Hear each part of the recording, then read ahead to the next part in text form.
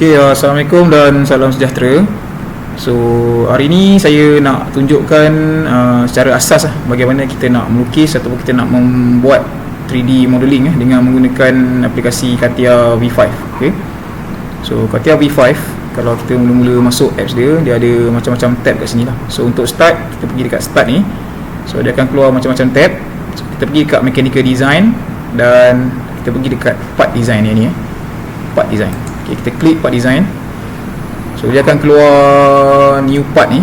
Okay, untuk kita masukkan nama part kita, okay, ataupun latihan kita. So kita boleh letak je apa-apa nama dulu, ataupun kalau kita dah ada nama kita letak dulu, ataupun kita nak renamekan dia kemudian bila kita nak save nanti pun boleh juga. So saya nak letak kat sini dulu latihan 1. Okay, so klik OK. Okay, so dia akan masuk kita punya view untuk kita buat kerja lah. Okay, so untuk permulaan, okay, dekat atas tab ni selalunya saya sarankan kita kembalikan balik dia punya toolbar ni semua ni pada keadaan asal lah, pada keadaan default.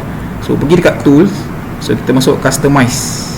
Okay, customize. So benda ni elok buat kalau kita sebelum kita lukis lah, sebab kadang-kadang mungkin benda tu berterabur kan, toolbar tu terabur. Okay, kita dah masuk dah, pergi kat toolbar ni. Okay, kita klik restore all content, toolbar restore all contents. Okay, restore position. Okay, dan kita close. So tadi kan berterabur kan, lepas tu tengok semua dah masuk kat dalam ni lah. So ni kita punya working tab lah, kita nak lukis semua kat sini. Yang ni semua macam dia punya option setting dia lah. Okay, so yang ni kita boleh tak pakai sangat, kita delete yang ni. Okay, CATIA. Okay, kita dah masuk dekat working punya Windows ni. So dekat sini, ini kita panggil plane kat tengah ni. So ni basic plane lah, ada 3 plane kat sini. So satu yang ni plane untuk pandangan kiri kanan, ni plane untuk pandangan depan belakang, ni plane untuk atas bawah. So plane ni kita boleh select kat sini juga. Okay, so plane XY, plane YZ, plane ZX. So ada 3 paksi lah. So ini kita punya, macam kita punya kompas kat sini, kompas. So ini bawah ni semua tools untuk kita viewing punya tools lah, untuk kita tengok. Tepi belah kanan ni untuk toolbar buat kerja. Okay, so kalau secara basic kita nak buat satu benda yang 3D lah. Okay, saya start dengan satu latihan yang ni, satu 3D modeling macam ni lah. Dia ada box, so simple, liu macam ni. Okay, so saya akan letakkan file drawing yang latihan 1 ni pada description lah. Nanti anda semua boleh download lah. Okay, so kita nak start buat. Okay, kalau secara asas kita nak buat 3D modeling ni, sebelum kita buat 3D ni, kita kena tahu dulu kita nak lukis kat mana. Kita nak lukis permukaan dulu, kita nak lukis permukaan 2D dulu. Sebelum create 3D, kita kena lukis dia punya 2D, 2 dimension dia macam mana. So untuk case latihan 1 ni, kita tengok, saya tengok lah pilihan saya nak lukis dulu bahagian permukaan, bahagian yang depan. So ni pandangan depan, ni pandangan sisi. So ni atas, sana belakang. So lebih mudah kita lukis pada bahagian hadapan. Okay, so kita tengok profil yang bahagian hadapan ni, yang tinggi 25, lebar dia berapa, 13, 40 bawah ni. Kita lukis dulu yang pemandangan bahagian hadapan ni pada plane hadapan. Pada plane mana? Plane hadapan. Yang ni plane hadapan, yang ni lah. Okay, plane YZ. So kita klik dulu plane YZ dan kita masuk dekat sketch. So kat sini ada sketch. Sketch ni lakaran, kita masukkan sketch. So dia akan, kita nak sketch dekat permukaan bahagian YZ tadi lah. Okay, so kita boleh, bila masuk, okay, kita dah masuk kita punya work, kita punya work area ni lah. Okay, so kita boleh gerakkan dia dengan gunakan mouse roller ni tengah ni. Kita klik, hold, kita pegang roller tu, kita gerakkan dia, boleh gerak lah. Okay, so ni kita punya center lah. Okay, so kalau kita balik tengok balik latihan kita, okay, kita nak lukis dulu bahagian yang start pada bucu ni lah. So 40 dengan 25. Okay, okay, kita pergi dekat tab ni, tab yang ada garisan ni, kita keluarkan. So sini ada line. Okay, line, kita klik line, kita buat satu line. Okay, untuk line bawah ni. Line ni kita nak buat untuk line yang ini 40 ni. Okay, So 40. okey. Okey, so bila kita dah ada satu garisan, okey, so kita klik dekat constraint kat sini ada tab constraint. So asalnya tadi semua kat sini so kita keluarkan supaya kita mudah tengok okey. So kita boleh masukkan balik yang ni, okey, kita keluarkan ni constraint, kita masuk balik. So constraint ni kita nak set dimension sesuatu garisan yang kita buat tu, kita nak lockkan dia, kita nak kunci garisan tu, okey. So kita klik kat line ni. So sekarang ni dia 120, maksudnya 120 mm lah. So kita klik, double klik dekat ni, kita masukkan dia 40 macam kita punya latihan tadi lah, 40. okey. So kalau dia jadi kecil, kita boleh zoom kat sini, zoom sampai dia sesuai lah dengan skrin kita, okey. okey, kita boleh adjust lah ni. Kalau jauh sangat, kita masukkan balik sini, okey. okey, lepas tu okey, garisan yang vertical ni pula 25. So kita klik line juga, keluarkan balik, tab ni, ambil line, so, letak kat center, okey. Sama juga kita boleh klik kat sini pun boleh masuk dimension okey, sini boleh, tapi dia tak lock lah, dia tak constraint lah. Kita nak masuk, kita nak lock terus tak nak bagi dia lari, okey. So berapa tadi? 25. okey, so klik balik 25.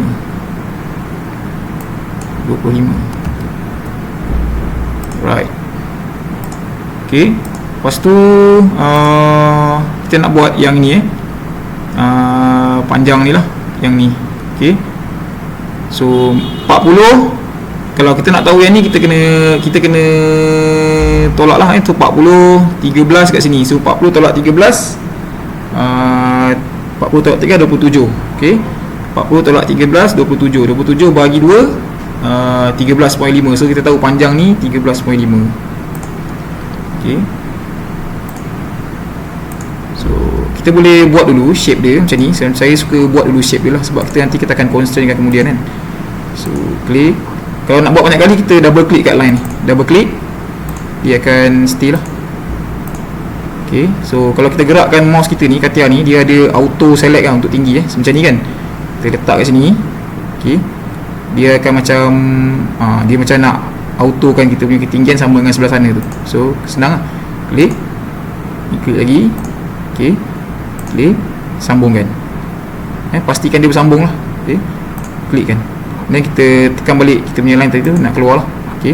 So sekarang kita dah ada bentuk, tapi dimension kita ni tak betul kan.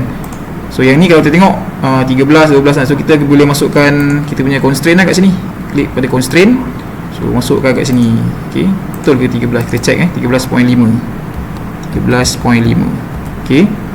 okey, kita klik constraint untuk yang tengah ni pula. Tengah ni dekat drawing ada tulis tadi 13, okey. Dan kita check constraint yang ni, okey, 13.5 betul, okey. Bila kita buat constraint, kita tak boleh sampai dia jadi warna purple lah, takut dia error kan. So kita, maknanya kita boleh remove lah, delete ni, kita right click, kita delete je yang ni. So biar dia jadi hijau macam ni, okey. So maksudnya dia dalam keadaan okey lah. Kalau purple tu dia ada error lah maksudnya.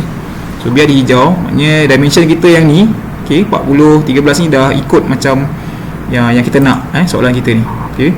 So bila dah siap permukaan 2D ni, okey, kita nak jadikan dia 3D. So kita nak jadikan dia 3D yang 35 ni, so kita nak ada pemanjangan belakang ni kan, okey. Dimensi yang ketiga ni adalah yang panjang 35 ni. So kita pergi dekat ikon ni, exit workbench. So exit workbench ni, dia akan keluar workbench kita. So ini yang kita lukis tadi lah. So dia akan jadi mode 3D, So kita nak buat pemanjangan 35. So ada ikon kat sini, kita keluarkan tab ni, kita panggil dia pad pad, okey. So kita boleh tekan pad ni, okey. So dia akan keluar pad definition. So pad ni kita nak panjangkan dia lah, kita nak keluarkan apa yang daripada 2D ni, kita nak jadikan dia 3D. So ni dia punya struktur dah bila kita nak buat tu, okey. So bila kat pad dia ada letak limit tau, So dekat sini ada dimension, up to next, up to last, up to plane, up to surface. So untuk starting ni kita bubuh dimension lah. Kita nak dimension kan, sebab dimension kita ni ke belakang 35, okey. So 35 kita masukkan dulu 35. Okey. Dan kat sini ada dia punya direction dia. Kita nak pad sama ada ke depan atau ke belakang, kan? Okey, kalau kita gerakkan dia, kita punya ni. Okey, sekarang ni dia ke depan lah. Sebab kita tadi lukis kat paksi dekat plane ni kan. So dia ke depan lah. Kalau kita tekan reverse, dia ke belakang. Okey. So kita nak balik view isometric ke belakang. So saya pilih ke belakang supaya mudah tengok kan.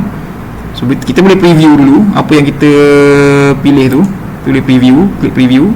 So dia macam ni lah rupa dia. Okey. So kita klik OK lah. Dah 35, OK. Okey, dah siap kita punya 3D modeling ni. Kita tak balik. Okey, dekat ikon bawah ni, ikon view ni, kita boleh kita boleh gerakkan dia dengan ball ni kan. Ini free lah, kita nak tengok pada mana bahagian. Okey. So yang ni pula, kalau kita letak balik, yang ni pula kita boleh letak kita punya kita nak pilih view kita. Macam ni front view, pandangan hadapan. Pandangan hadapan kita macam ni. Okey, kalau kita pilih kat sini right view, so dia akan pusing pada pandangan right lah. Okey, dan kita pun boleh ubah juga macam ni. Okey, so top view, okey, bahagian atas yang ni ya. Okey, so dia ada 6 lah, 1 2 3 4 5 6 kan. Okey, depan belakang kiri kanan semua complete lah. So kita patah balik isometric view kita. Okey, so sekarang kita dah siap lah. Okey, so kalau kita nak save file, just kita pergi kat file, kita save macam biasa. Okey, save save as dulu. Kita save as tu, letak kat mana kita nak buat. So letakkan nama ni sebab kita dah masukkan nama tadi awal kan, latihan 1. So kita save lah kat mana kita nak. Nanti kita buka akan keluar je macam ni. Okay, so untuk selanjutnya yang lebih advance saya akan sambung pada video kemudian. Okay, terima kasih.